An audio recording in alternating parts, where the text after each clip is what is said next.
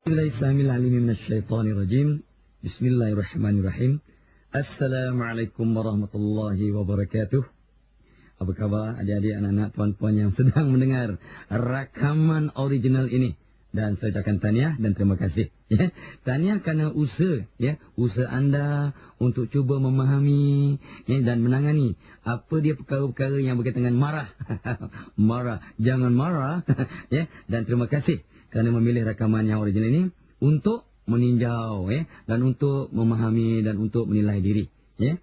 Dan saya bersama-sama dengan anda yang sedang mendengar, kita sama-sama berdoa. Ya. Doa dan dengar berkali-kali. Ya. 3 kali ke 4 kali lebih lagi baik. Ya. Dan pasang azam untuk dapat menangani masalah marah dan juga jangan pendekatan tu hot tempered ke, telinga nipis ke, panas baran dan sebagainya. Sebenarnya adik-adik, anak-anak, tuan-puan yang saya muliakan, zaman sekarang ni memang zaman marah-marah. Orang mengamuk, tembak ramai orang, kita biasa dengar. Baca kat surat khabar, di dada akhbar, biasa berlaku. Ya, ada orang tetak orang ramai pakai parang. Yang malangnya, orang putih mengamuk pakai machine gun. Orang Melayu mengamuk masih parang kontut, mengamuk pun tak canggih. Tapi tak apalah, bukan isu yang kita nak bincangkan. Ya. Lepas tu, ada orang mengamuk disembelih kanak-kanak di tadika kat Jepun, kat Taiwan, kita dengar. Ya, ada orang bertumbuk sebab kereta dilanggar di belakang. Biasa.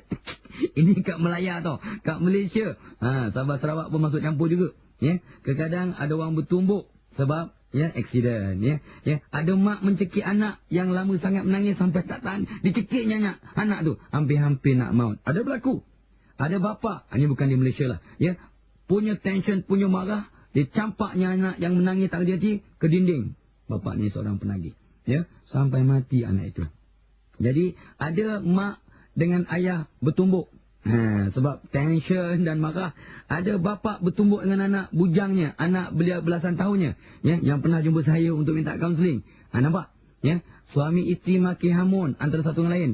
Ya, ada suami isteri bergaduh depan saya, setengah jam ada, 1 jam ada, saya bagi can mereka bergaduh, and then kita cuba rumuskan. Alhamdulillah. Ya, suami pukul sepak terkajang isteri pula buat bagi uppercut. Ini macam-macam Muhammad Ali juga di uppercut suaminya sampai knockout. Ada yang buat suplex, macam-macam wrestling. Inilah saya takut orang perempuan tengok wrestling.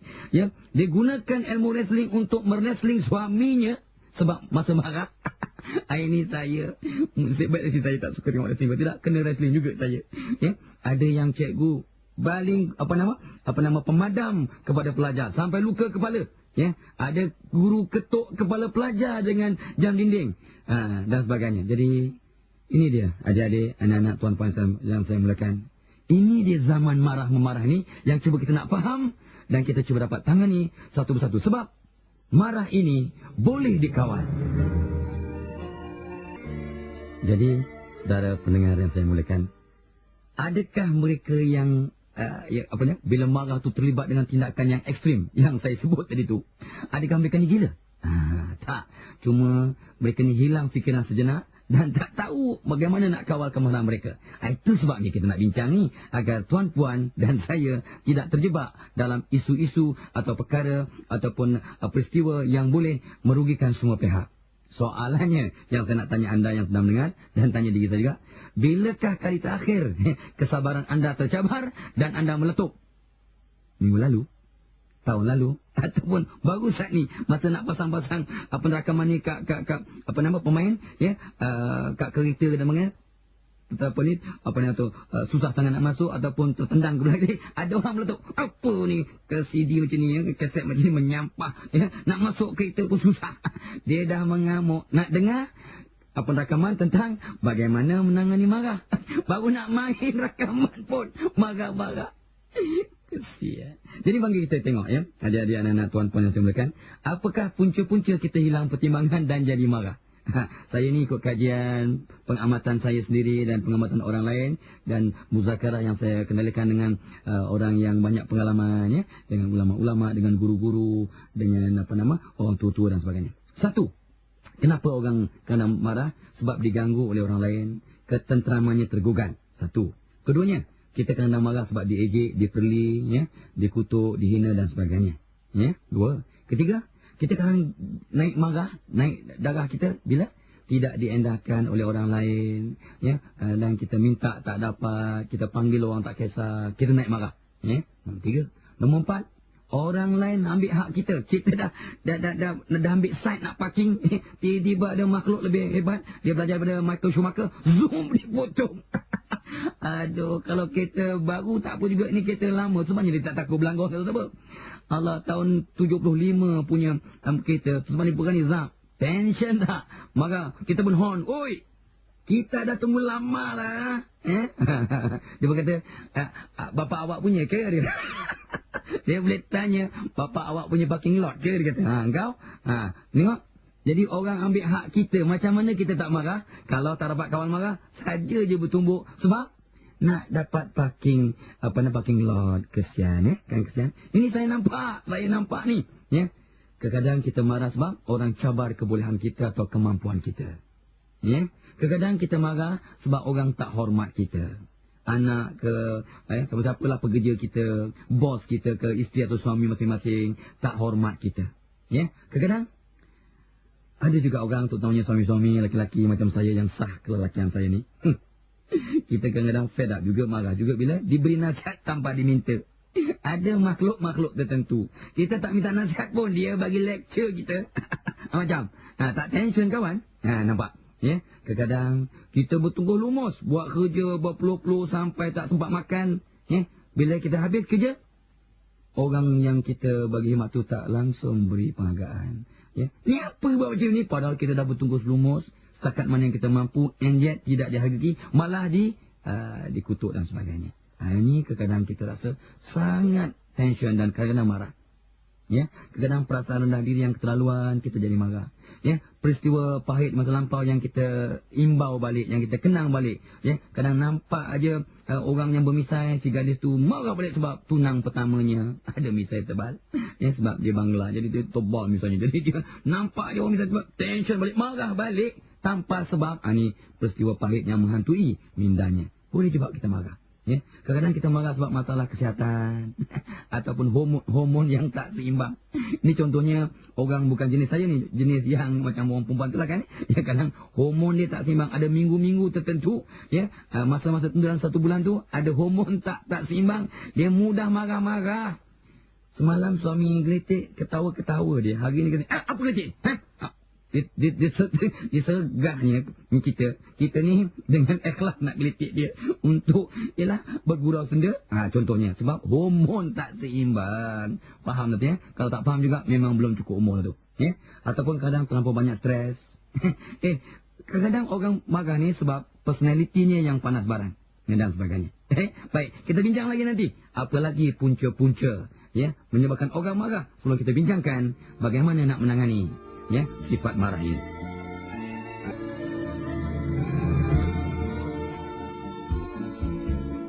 Apa lagi punca-punca menyebabkan kita marah?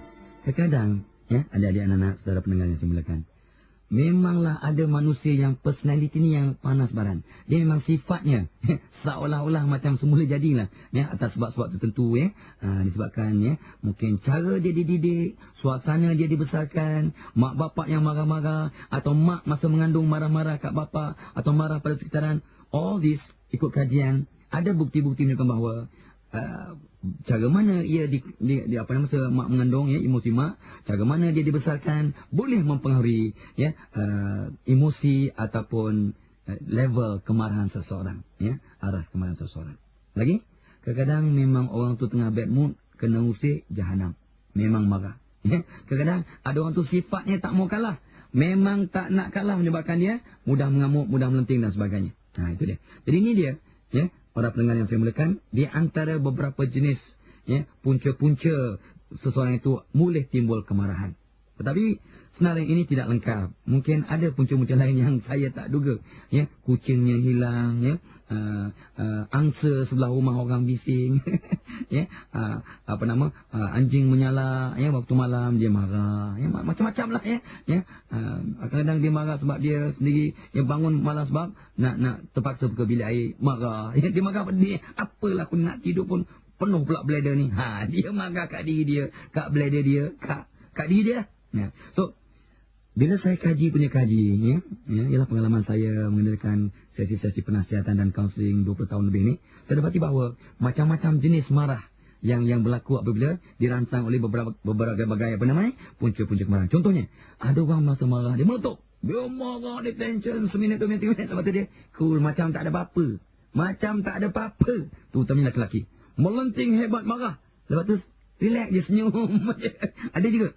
Ada orang bila marah kan, dia tumbuk dinding, dia tumbuk cari benda yang, ada orang tu yang tumbuk benda keras. Tapi ada yang cari batang pisang, cari bantal, cari tempat lembut baru ditumbuk. Nanti aku nak tumbuk ni, aku nak tahu semua keras lah.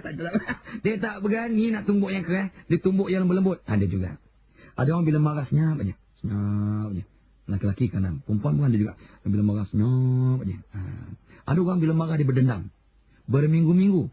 Tak tegur, tak itu, tak cakap.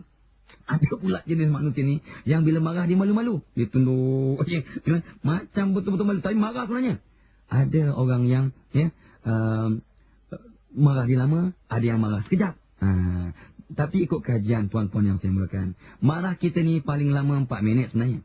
Ikut kajian fisiologi, sifat marah, proses marah itu darah naik, temperature naik 4 minit aja. Selebih dari itu ialah emosi.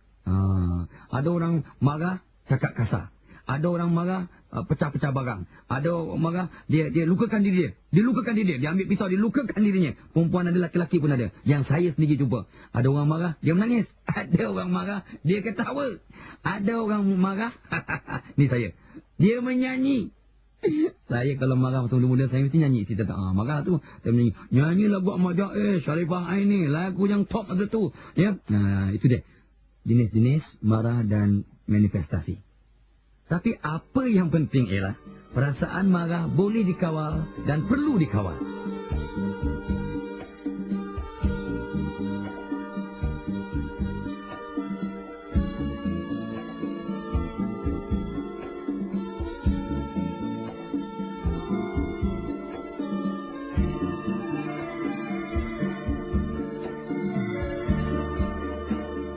Adik-adik, anak-anak, tuan-tuan, puan-puan yang saya muliakan, ya. Kadang kita ni kan, kat jalan kita marah-marah, tengok orang buang sampah daripada kita depan kita marah, tengok sampah keliling jalan pun kita marah, tepi-tepi jalan tu kita marah, ya. Jam kita marah. Kadang orang kat kampung panggung wayang pun marah-marah sebab orang sebelah makan popcorn bising-bising, batu plastik makanan tu dah habis, dia tiupnya, dia letupkannya tengah sunyi, tengah suspend cerita Dracula. Dia satu panggung menjegit, gila kamu, ya. Tu dia. Kadang inilah dia, ya. Macam mana tak tension. Kadang saya pernah tengok wayang masa saya muda-muda dulu. Cerita Hindustan. Cerita tak salah, cerita Bobby lah, ya. Saya tengok kali pertama ni. Dan sekali je tengok pun. Tapi makhluk depan saya ni, dia dengan makwa dia, tengok dah 7 kali. Dia kata apa? Walah, ini kan aku dah tengok 7 kali tahu. Lepas ni hero ni kan, dia ceritakan langkah demi langkah apa yang akan berlaku. Yang belakang ni saya tu. Hero kat belakang ni agak-agak tension ke tak tension. Saya lama kadang-kadang, cik, saya nak tengok wayang, bukan nak dengar cerita wayang. Sorry. Sorry sebab saya dah 7 kali. Ni saya tengok pun sebab tak hafal sini kata lagunya. Jawa. Inilah dia. Macam mana tak marah? Kat panggung wayang kita boleh marah.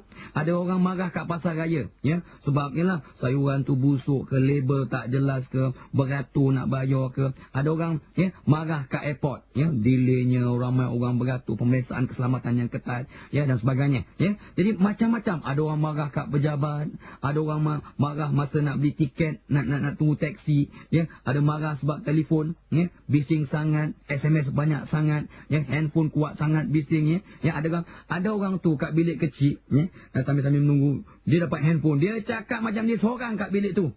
Wah, dia ketawa terbahak-bahak kita kat sebelah tu. Alamak, ni orang bandar mana ni yang baru beli telefon ni, kita kata. Tak tahu orang kampung tak buat panggil tu. Ni orang bandar ni. Orang bandar ni kadang-kadang bila dapat handphone macamlah tak pernah jumpa. Saya biasa, saya orang kampung biasa. Jadi adik-adik, anak-anak, saya ulang demi ulang dan ulang banyak kali, ya. Ulang demi ulang ni, ya. Perasaan marah boleh dikawal dan perlu dikawal. Nah, mari kita tengok sebentar pula apa dia kesan-kesan marah, supaya kita faham dan kita dapat memahaminya. Sebenarnya, ini ikut kajian-kajian pakar-pakar perubatan, ahli psikologinya, ahli fisiologinya, sosiobiologinya. Ini semua pakar-pakar dalam bidang ini. Kesihatan hati dan minda sebenarnya dapat mempengaruhi kesihatan fizikal kita. Artinya, kalau hati kita tenang, otak kita tenang, tak marah-marah, badan kita pun sihat. Itu satu penemuan. So, adik-adik, anak-anak yang sering marah-marah, takut-takut anda mudah sakit. Macam-macam jenis penyakit. Okey. Satu lagi apa penemuan? Orang yang pemarah ni cepat tua. Ini tak payah kaji pun orang tua-tua dah sebut. Jangan marah-marah. Nanti cepat tua. Kan? Betul kan? Betul. Memang. Kajian demi kajian menunjukkan bahawa orang marah-marah selalu muka cepat kedut. Memang tua cepat. Orang yang pemarah pula ikut kajian mudah kena sakit jantung. Ini kajian sains. Lagi apa? Kalau kita bertengkar dengan pasangan kita, maka mudah pressure darah tu naik. Darah naik dan sakit jantung mudah berlaku. Selalu bertengkar dengan pasangan selepas 5, 10, 15 tahun, mudah kena penyakit darah tinggi dan sakit jantung. Ini kok kajian di negara-negara maju. Marah di tempat kerja pula, mudah kena sesama, kena batuk dan sakit-sakit otot. Aduh, lemah lutut jadinya sebab marah-marah. Dan satu lagi bila marah, jangkitan kuman meningkat, mudah kena flu dan sebagainya. Okey. Kawan, perasaan marah ni boleh dikawal dan kita wajib kawal lah.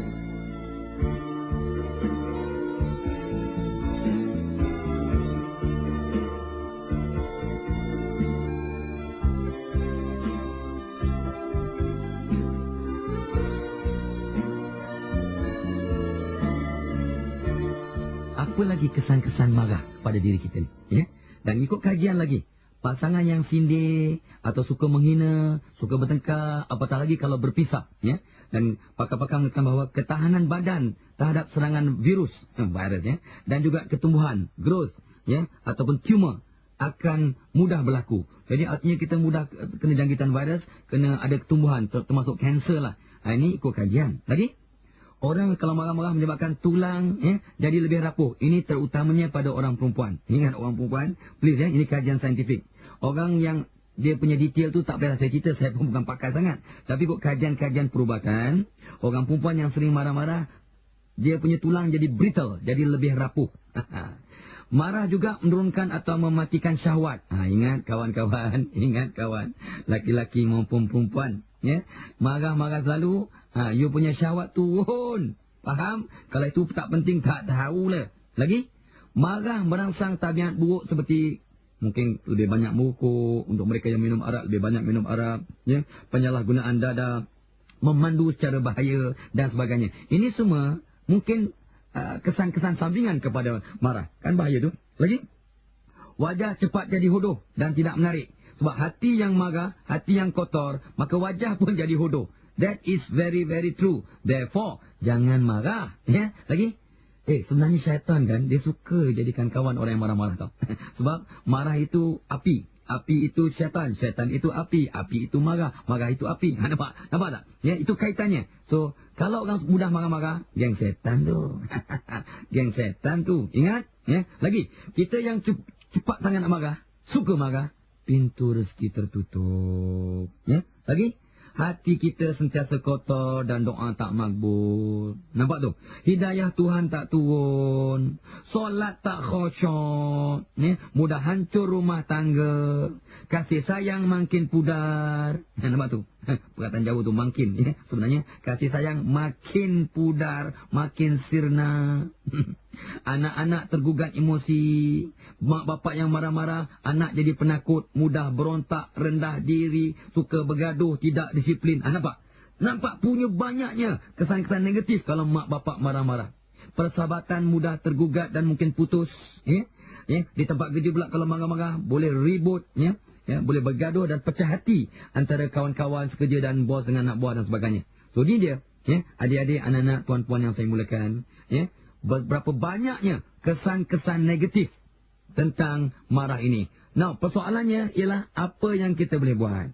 Sebab kalau kita boleh rumuskan kesan negatif marah ni ialah, ada orang dia cuba nak mengatasi marah itu dengan mengelak. Ada orang bila berjumpa dengan marah itu, dia nak berperang, artinya bergaduh sakan dia gaduhnya. Dia tak kira. Lantok lah koma. Dia gaduh. Ada orang bila marah-marah, dia cuba cari damai. At all cost. Dia tak nak langsung gaduh. Dia akan cuba cari perdamaian. Ini cantik. Ada orang pula, dia selesaikan masalah untuk tidak bergaduh. Ada orang dia pamerkan emosi, baling pinggan, baling itu, baling ini. Apa yang ada dicapainya, dan sebagainya. Ada pula orang tu, bila marah, dia senyum-senyum. Dia buat macam tak ada apa-apa je. Ada juga. Ada orang pula, bila marah, apa dia buat? Dia getap bibir, keras kepala dia. Dan dia akan bertengkar. Ya memang betul. Itu ada juga itu. Ada orang pula bila dia marah dia cuba nak cari persetujuan. Ada pula orang menangis. Ada orang berontak. Ada orang minta maaf. Ada orang dia makin tingkatkan kemesraan. Dia buat baik. Ada orang lemah lutut. Ada orang pula dia bahasakan orang tu. Dia katanya orang tu. Ada orang bila marah makan. Dia pergi makan. Ada orang bila marah dia beredar di tempat tu. Ada orang marah, dia cari pistol. Pistol lain tak apa, ni pistol betul ni nak tembak. Dan sebagainya. Jadi persoalannya, bagaimana anda punya respons ataupun reaksi anda bila marah. Sebab, jangan lupa, marah itu kita boleh kawal dan patut dikawal. Sebenarnya, kita boleh marah atau memilih untuk tenang. Semuanya terletak kepada hati dan minda kita. Jadi sekarang cuba kita bincang bagaimana kita nak menangani sifat marah ini. Saya akan bincangkan berbagai-bagai pendekatan agar kita dapat menangani sifat marah ini dan kita akan jadi lebih tenang dan sekurang-kurangnya kita dapat mengatasi perasaan marah dengan cara yang produktif dan tidak bahaya. Pertamanya ialah of course cuci hati. Sebab hati yang tidak bersih inilah yang menjadikan punca, menjadikan wadah untuk mudah tercetusnya perasaan marah, sifat marah. So, what to do now? Untuk mencuci hati, ini perkara biasa yang tuan-puan para pendengar yang saya mulakan biasa dengar. Tapi kita ulang balik sebab ulangan itu adalah ibu kepada pendidikan atau pembelajaran. Dengan ulang-ulang kita akan dapat kefahaman dan mudah-mudahan penghayatan dan kita mudah untuk amalkan. So kita cuci hati dengan apa? Solat taubat, minta ampun pada Tuhan, istighfar banyak-banyak setiap hari, setiap lepas solat, baca kitab, baca Quran, lagi puasa, puasa sunat dan sebagainya, kita akan dapat meredakan sifat marah dengan mencuci hati, menghakis karat-karat hitam-hitam, titik-titik yang tidak positif dalam hati kita. Lagi, bayar zakat dengan sempurna, tunaikan haji, buat umrah, sedekah dari masa ke masa, pesan kat orang buat baik, buat sesuatu kebaikan, tolong orang. Ini semua dapat mencuci hati. Malahan kata para ulama, berkawan dengan orang susah pun boleh cuci hati kita. Jangan berkawan dengan orang kaya-kaya. Nanti kita lagi tension. Maklumlah, kita rasa rendah diri. Kita orang lebih besar, rumah orang lebih besar, jam dia lebih cantik, dan sebagainya. Jadi kita lagi tension. Jadi kalau kita berkawan dengan orang susah, kadang dapat merawat hati kita lebih tenang, lebih redha, lebih bersyukur, kurang tendensi atau kecenderungan untuk marah. Jadi itu satu, pendekatan yang penting untuk menangani sifat marah. Soalnya, anda dah cuci hati anda dah bersih. Ingat, kita dah ulang banyak kali, hati yang kotor, hidayah Tuhan tak turun, doa kita tak makbul. Jadi cuci hati. Dan ini kesan sampingan yang penting ialah kita dapat mengawal marah kita. Satu. Yang kedua, ini pun perkara yang jarang orang beri tumpuan. Saya nak ceritakan satu perkara yang mudah kita buat, mudah kita amalkan, tapi kita terlepas pandang. Yakni, fokus kepada setiap tindakan atau situasi yang kita sedang hadapi. Bila kita fokus pada situasi yang kita hadapi, fokus pada setiap tindakan ataupun kegiatan yang kita lakukan, kita mudah untuk dapat mengawal tension dan marah kita. Contohnya apa? Kita kat kerusakan jalan raya. Ni traffic jam ni. Apa kita buat? Kita sengaja tahu, aku ni sedang menghadapi traffic jam. Aku sekarang boleh buat apa? Boleh zikir. Dia pun zikir. Atau dia dengar rakaman motivasi macam yang anda sedang dengar sekarang. Ataupun dia dengar ceramah-ceramah daripada mana-mana penceramah ke ustaz ke, pakar motivasi ke. Ataupun dia dengar lagu ya, ataupun dia exercise otot perutnya, ya, sambil driving, ya. Kalau yang driving lah, yang tidak driving, dia boleh exercise macam-macam lah. Gerak mulut, makan chewing gum, makan kacang, makan jagung tu exercise mulut, exercise dia punya jaw, ya. Okey, ya, lihat sekeliling, tengok papan tanda, tengok nama jalan. Kadang orang lalu lintas, ya, kat jalan tu dah berpuluh-puluh tahun, tapi nama jalan dia tak tahu. Nama simpang dia tak tahu. Nama bulatan dia tak tahu. Nama traffic light dia tak tahu. Mana ada nama traffic light? Ya, tengok je nama kereta yang paling banyak kat depan, ya. Adakah rusa ke, kelisa ke, kancil ke, ya, burung ke, apa dia, ya, dan sebagainya. Jadi sebenarnya banyak perkara yang kita boleh fokus, ya. Isunya apa Dek? Marah itu boleh dikawal dan perlu dikawal. Yop, Yong. Bercakap tentang fokus kepada setiap tindakan dan situasi itu, ya. Berapa anak tangga yang ada di rumah anda tu?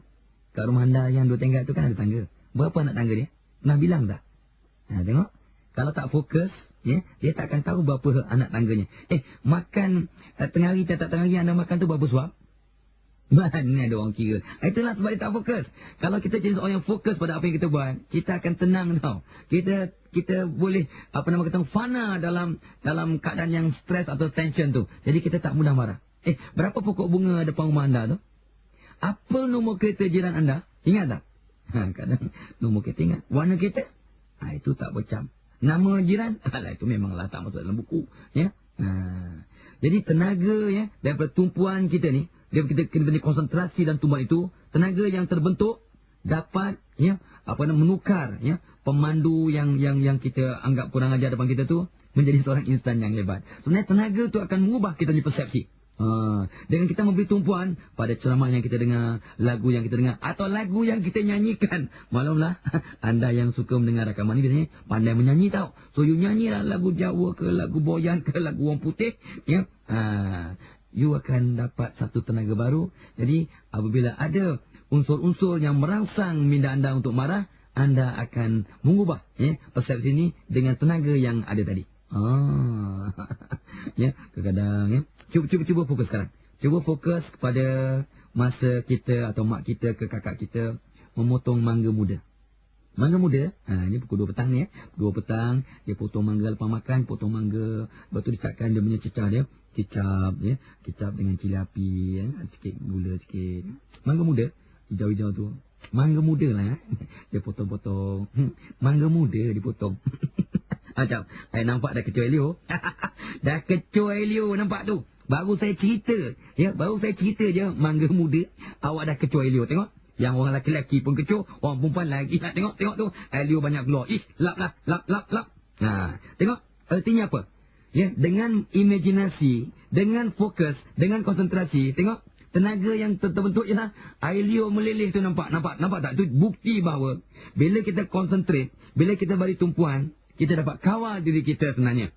Dengan tenaga yang terbentuk, ya, yang pahit jadi manis, yang tadi nampak busuk boleh jadi nampak baik. Itu cara kedua untuk menangani sifat marah. Concentrate. Kaedah ketiga ialah zikrullah. Ya, kita zikir selawat atas Nabi banyak-banyak, tenang jiwa.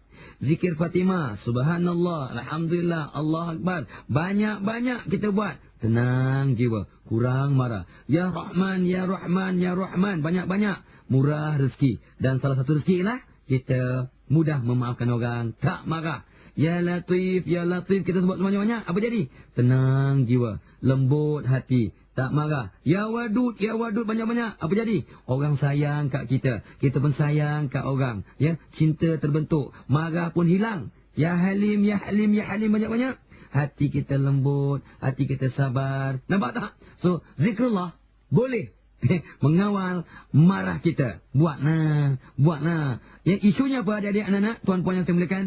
Marah boleh dikawal dengan mudah kalau tidak, dan perlu dikawal.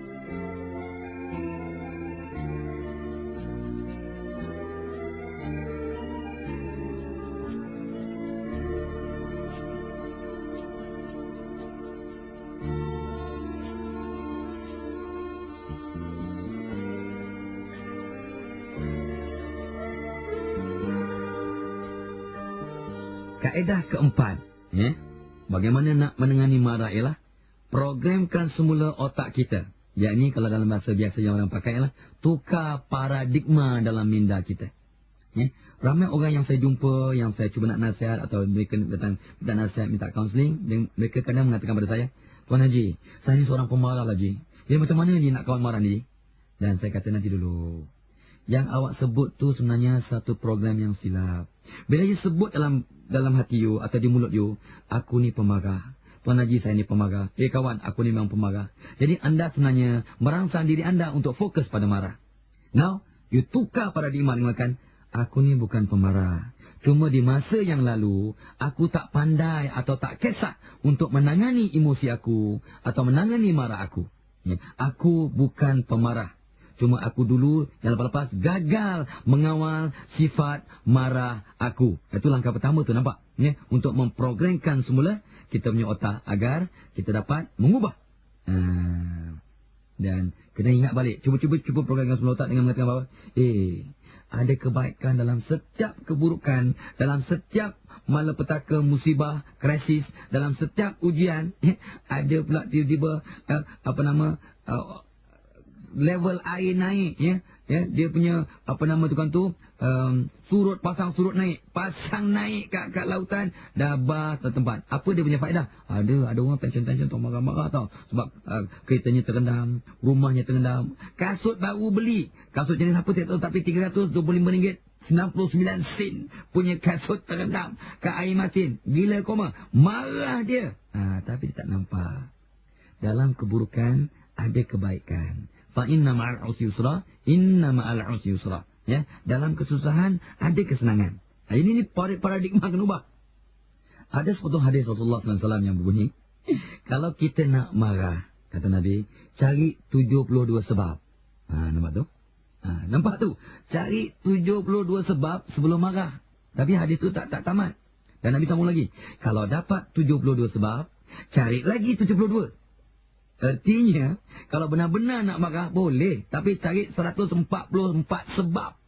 That's not very easy to do. Maksudnya, seboleh-bolehnya, jangan marah. Sebab dalam hadis yang lain, Nabi kata, bila sahabat tanya, Ya Rasulullah, aku ni selalu marah. Apa aku nak buat? Jangan marah. Ya betul lah, tapi aku tak boleh marah. Apa nak buat? Aku memang tak boleh, bukan tak boleh marah. Tak boleh tak tahan ni, memang marah saja. Nabi kata, jangan marah. 3 kali Nabi sebut. Itu sebabnya artinya, kita kena tukar paradigma kita bahawa sometimes kita ni, kita punya threshold level, kita punya limit, kita punya stalemate. Stalemate kita, orang kampung saya kata stalemate, rendah sangat. Dia kata apa? Aku kalau 3 kali orang kutuk, memang aku marah. Sekali tak apa, 2 kali. Tapi 3 kali kau. Artinya kita punya threshold level kita, stalemate kita terlampau rendah. Nabi kata 144 kali orang kutuk aku, bolehlah aku marah. Nampak? Kalau kita buat paradigma baru, 144 sebab sebelum marah, maka mudah-mudahan kita akan lebih tenang, lebih sabar. Dan ingat, lain kali kalau orang marah, jangan lawan api dengan api. Baik pertengkaran suami isteri, adik-beradik, bos dengan pekerja, guru dengan anak murid, anak dengan ibu bapa, and so on and so forth. Ingat, jangan lawan api dengan api. Saya pesan kat diri saya pesan kat isteri saya pesan kat semua pengantin baru. Apa saya pesan? Kalau seorang marah, yang seorang sabar dan diam. Kau nak jawab pun jawab dengan penuh kasih sayang dan penuh hikmah. InsyaAllah tak gaduh. Bila seorang marah, seorang lagi kena tahan, sabar. Tak kisah siapa salah. Tak kisah siapa salah. Saya ni tengah tension ni. Okey. Jadi itu yang penting kita buat. Ingat adik-adik, semua masalah ada penyelesaian dan marah ini boleh dikawal.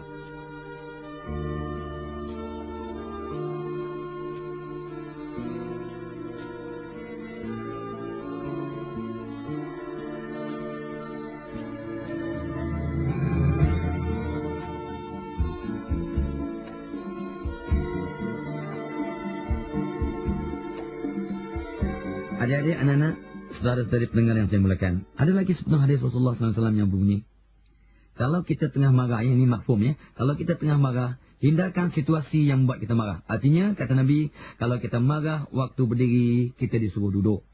Kalau kita marah waktu duduk, kita suruh berdiri atau suruh baring. Kalau dah baring pun masih marah, saya tak tahulah, memang dekat nak mati lah tu. Ya, ada tak orang tengah baring tengah mengamuk ni, mengamuk, ya, baling-baling barang sampai baring. Itu dah memang tak tahu lagi gila khinzir gambarnya. Ya, contohnya, itu kita kena ingat. So, satu lagi cara untuk memprogramkan balik otak kita supaya tenang, supaya dapat mengamal marah ialah bila tension atau marah, kita cuba bayangkan situasi yang damai, peristiwa manis yang kita pernah alami, senario ataupun suasana yang damai. Bayangkan tepi pantai, bayangkan di atas pulau, bayangkan atas bukit, bayangkan wajah adik kita yang kecil, bayangkan anak bayi kita, bayangkan anak kucing, bayangkan anak biawak atau anak dugong yang you pelihara. Yalah, masing-masing punya hobi kan. Dan sebagainya. Baik, itu satu pendekatan untuk mengawal marah. Satu lagi kaedah, ni kena ingat ya, kita kena jangan harapkan kesempurnaan. Don't expect ataupun you achieve perfection. Nak perfect ni susah. Itu yang selalu kita marah, tension. Kita harapkan kecemerlangan cukuplah. We go for excellence cukup.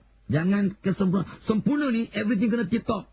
Dia punya telur tengah masak kena 60 darjah sentigrade. Kalau 65 dia tak nak, 70 tak nak, 45 tak nak.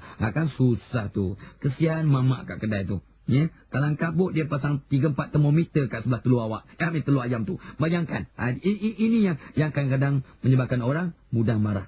Ya, dan cuba sebarkan salam, tebarkan salam, banyakkan memberi salam dan sayangi semua orang. Cuba azam dalam hati, aku nak sayang diriku, aku nak sayangi semua orang. Bila aku sayangi semua orang, orang akan mudah sayang padaku dan Tuhan mudah sayang ke aku.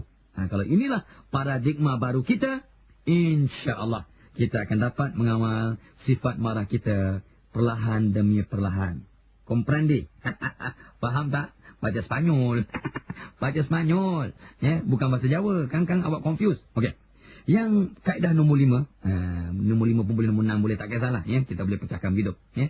Pernafasan yang berkesan juga rupanya, kata pakar-pakar fisiologi dan perubatan, dapat mengawal sifat marah. Rupanya oksigen dalam kepala. Oksigen dalam kepala ni boleh menenangkan asbabnya. Tuhan punya kuasa ni, Allah punya hebat. Ya, oksigen dalam kepala dapat redakan kemarahan. Jadi, contohnya kajian Dr. Miriam M. Gottlieb. Dia mengatakan bahawa bila kita menafas dengan cara yang impactful, dengan berimpak, ya. Contohnya pernah saya sebut dalam rakaman yang lepas, kita tarik nafas melalui hidung, ya, dengan 7 bilangan. Kita ambil pelan-pelan 1, 2 sampai 7 punya bilangan. 1. Itu saya sengaja bunyikan. Tak payahlah ambil nafas sampai bunyi. Tapi anda kadang tak faham yang saya ambil apa. Saya kena bunyi, ya. So bilang 7, 1, 2, 3 sampai 7.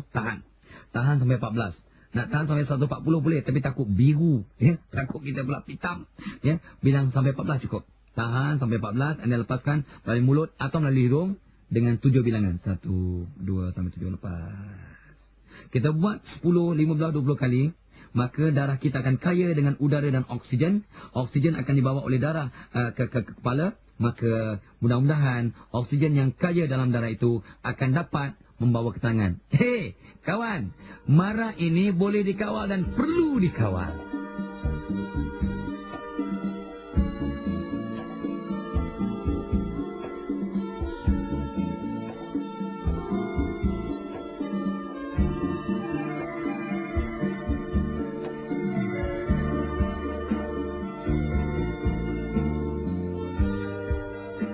Kaedah ketujuh untuk mengawal sifat marah ni ataupun kecenderungan atau tendensi untuk marah ialah lakukan kegiatan-kegiatan fizikal semasa kita tengah nak marah ataupun sedang marah atau dah mula temperature naik, suhu dah naik tu, maka kita lakukan kegiatan fizikal. Apa dia? Ini contoh-contoh yang diberikan oleh ramai para psikologi seluruh dunia. Satu, contohnya, koyakkan benda yang tak berguna. Jangan benda yang berguna. Ya, jangan surat khabar hari ni awak koyak-koyak. Boleh juga. Ya, tapi rugilah. Ambil surat khabar semalam, kat store tu koyak. Dan bayangkan anda mengoyakkan masalah-masalah atau mengoyakkan badan orang yang kita marah. Tak adalah, janganlah fikir buruk-buruk, ya. Kadang ada orang ambil kain buruk, dia koyak-koyak, sampai setimbun kain buruk tu koyak, reda dia. Dia lepaskan tensionnya dengan mengoyakkan satu benda yang tidak berguna. Ada orang bila marah dia melukis. Dan kata pakar-pakar pula, ada orang ni bila marah dan melukis, lukisan itu sangat cantik dan tidak dapat ditandingi. Dan dia tak boleh lukis begitu kalau dia tak marah. Dalam tenang melukis tak cantik. Bila tengah emosi tu, tengah emosional kata orang kampung saya. Emosional punya pasal, marah-marah, lukisan cantik. Ada orang kan, bila marah-marah dia nyanyi tau. Dia punya kalau rakamkan waktu dia marah tu menyanyi tu, ya Allah, apa kumpulan nasyid pun memang flat lah. Flat. Ya. Tak ada kumpulan boleh lawan lah. Radio Akin pun mesti masukkan punya tu. Ya, ni dia. Contohnya lah. Ya. Artinya ada. Ikut kajian. Bila kita tengah marah, ada emosi, kita punya prestasi menyanyi pun lebih hebat. Ada orang masa marah, cat bilik. Ada orang tengah marah, dia panjat bumbung, cat bumbung. Raya lama lagi tapi dia cat bumbung. Allah. Punya hebat. Ada orang bila marah cuci kereta. Dia berkebun, dia tanam petai, dia tanam jengkol pula, jering. Jering, dia tanam jering sampai 10 hektar, lega dia kata. Ataupun bila orang tengah marah-marah, lari 10 pusingan kat padang yang ada trek lah. Jangan pula 10 pusingan keliling busut, jadi 10 pusingan masih tension. Okey, ada orang dia pumping 100 kali, macam Bruce Lee buat lah. Oh, ramai tak kenal Bruce Lee. Jackie Chan lah, Jackie Chan. Ada orang di masa marah ditumbuk punch bag, yang macam boxer bagai tu. Ada orang pula dia tension marah, dia azan kuat-kuat. Tapi azan jangan pula kat luar, nanti orang ingat masuk waktu. Pukul 12 malam awak azan, waktu apa tu? Ya, kan naya orang jiran sebelah ingat subuh. Kawan tidur pukul 8 malam, dia ingat subuh pukul 12 rupanya. Ya. Jadi kena ingat. Dan ada juga orang tu, ya, bila dia tengah tension dengan marah, dia exercise. Dia buat exercise, skipping ke, dia berlari atas dia punya treadmill, ya. Dia buat regangan, ya, stretching, ya, stretch ke belakang dan stretch ke depan, ya, bongkok, dia cuba pegang dia punya tumit. Ya, ataupun dia punya ujung kaki. Ada orang ni, yang minta maaf ya tuan-tuan ya, ramai lelaki atau perempuan, bila dia bongkok ke depan, nak cuba capai ibu jari, takat ke lutut aja. Macam mana, minta maaf ya, macam mana tak tension, dia nak cuba pegang ibu jari, ya, takat kat lutut aja, nampak? Tak pernah exercise. Jadi macam mana kadang-kadang awak tak tension dan mudah marah? Jadi dia. So ini satu lagi cara untuk dapat mengatasi marah dengan melakukan tindakan-tindakan fizikal yang dapat menyalurkan marah itu dengan cara yang produktif dan tidak destruktif. Isunya, marah ini kita boleh kawal, kawan. Dan kawal lah.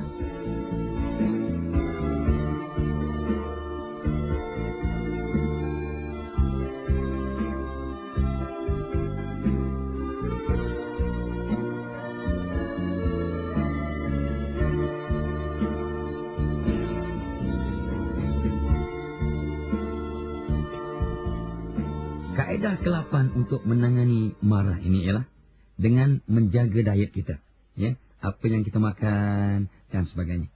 Dan saya terkenang ni cakap orang putih dulu-dulu lah, ya, sejak saya kecil, sejak anda semua mungkin yang dengar ni belum lahir pun, ya, saya dengar apa kata guru-guru kita, a proper diet is when you take breakfast, you take it like a king, you take your lunch like a queen.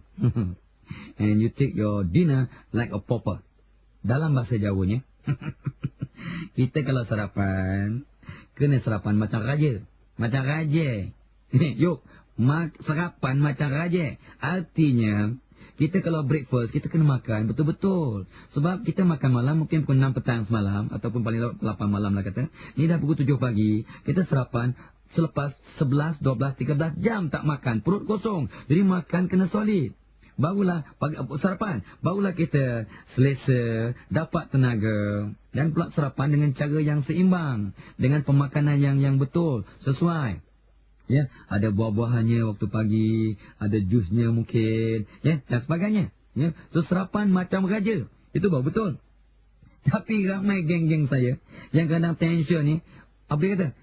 Breakfast tak boleh lah. I kena ni apa nama kopi O je. Kopi O boleh, teh O boleh. Ya, I kosong boleh, ya. I pukul 10 baru boleh makan.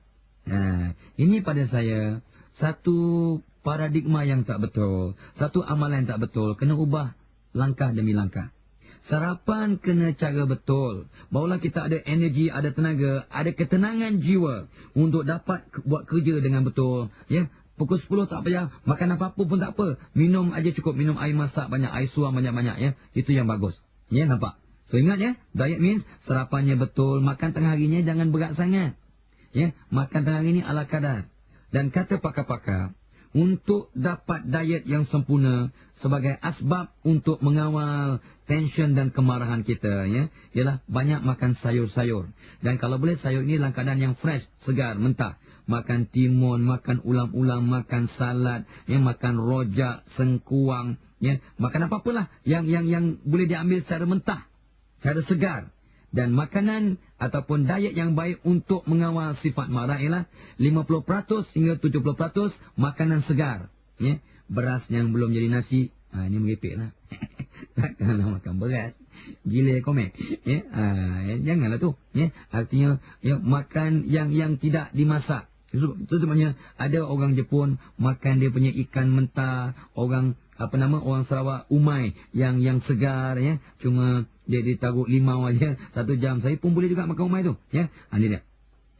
Kurangkan makan daging merah, ya, banyakkan makan daging putih. Ini biasa dengar, tapi persoalannya ada buat nak. Banyakkan makan buah-buahan dan makan buah-buahan sebelum makan apa-apa, ya. Lagi, jangan makan benda-benda yang ada preservatif, ada barang pengawet, ada bahan-bahan pewarna. Ini semua boleh merangsang, ya, kita punya irritability, artinya mudah tension, mudah marah, mudah mengamuk. Nampak? Ini semua kajian-kajian yang telah dibuktikan. Artinya, adik-adik, anak-anak, para pendengar yang saya muliakan, diet kena dikawal dengan sempurna, ya, agar kita dapat jadikan dia sebagai satu kaedah mengawal diri daripada sifat marah ataupun mudah terangsang, ya, mudah terusik dia punya emosi dan sebagainya. Jadi nampak jelas bahawa banyak kaedah untuk mengawal marah. Ya, persoalannya, adakah anda cuba mengawal marah anda dengan berdiet?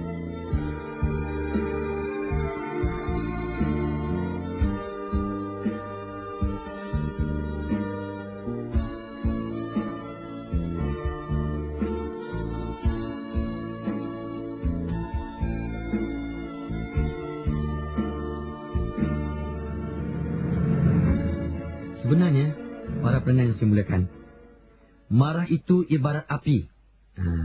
Jadi api akan padam dengan air biasanya. Ya, kalau ya api biasalah, ya.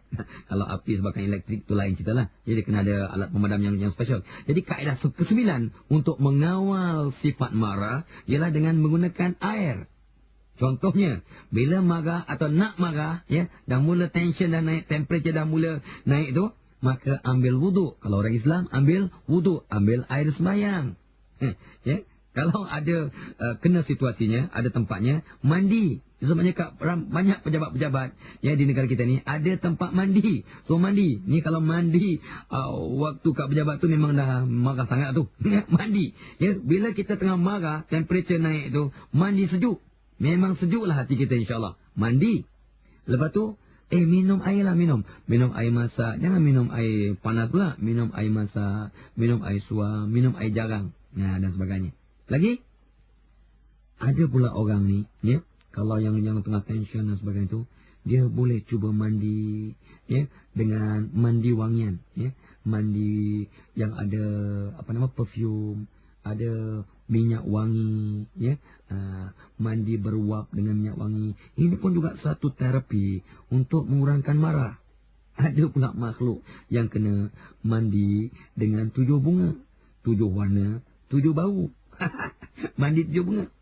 Ada pula makhluk ni pula, kawan-kawan kita ni, yang kata ulama-ulama, ustaz-ustaz, dia ni punya marah ni kena mandi air 7 kolah masjid.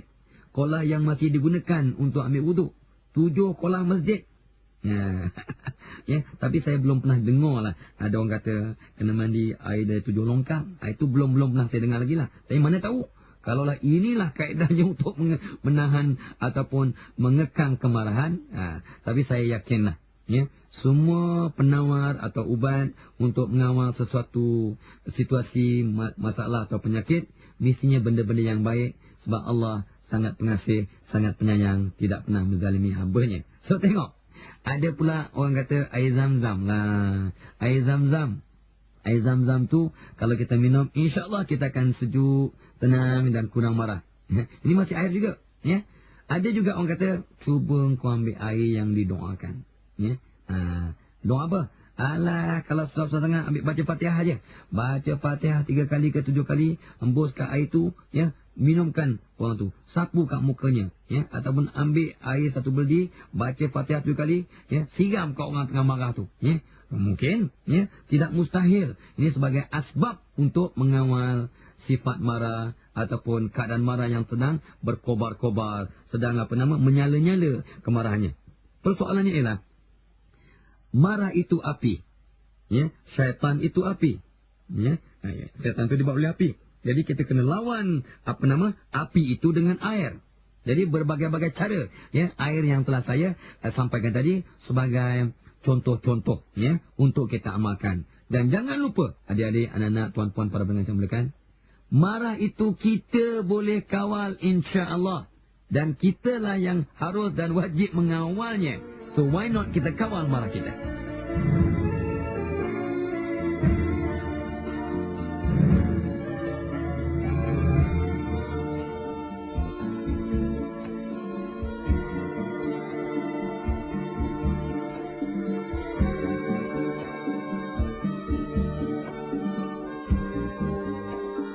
Kaedah terakhir, kaedah yang ke-10, ya. Tilka asyaratu kamilah. Bila genap 10, sempurnalah, ya. Jadi kaedah ke-10 untuk mengawal sifat marah ialah doa-doa yang khusus untuk mengawal marah. Walaupun saya dah sebut sikit dalam masa kaedah ke-9 yang menggunakan air tadi, air yang didoakan. Ini doa-doa yang ulama-ulama, ya, yang telah menyarankan untuk kita dapat mengawal marah kita. Apa dia doa-doa yang mustajab untuk mengawal marah? 1, ibu sekala doa, Al-Fatihah. Itu paling minimum lah. Kalau kita sesak-sesak, baca Fatihah, ya. Kalau kita yang punya diri tengah marah, baca Fatihah, kita tak ada air, kita sedut-sedut. Baca Fatihah, kita sedut. Dah telan. Dan akan, oh Tuhan, ya Allah, kau tolong kawal marah aku ni. Ya. Itu minimum. Kalau boleh, kita baca Fatihah, kita hembus kat air dan minum air itu, mudah-mudahan juga dapat mengawal marah kita. Doa yang paling mustajab. Doa kedua ialah doa Nabi Daud yang selalu juga saya sebut di rakaman-rakaman yang lain, ya. Contoh bunyi doa Nabi Daud ialah Allahumma layyin li qalba kama layyanta li Daud al-hadid. Allahumma layyin li qalba kama layyanta li Daud al-hadid, ya. Ya Allah, kau lembutkanlah hati aku ni supaya jangan marah, jangan tension. Seperti mana kau lembutkan besi untuk Nabi Daud. Itu doa kedua. Doa ketiga ialah surah Al-Anbiya, ya. Ayat 69, ya. Qul yana rukuni bardaw wa salaman ala Ibrahim, ya.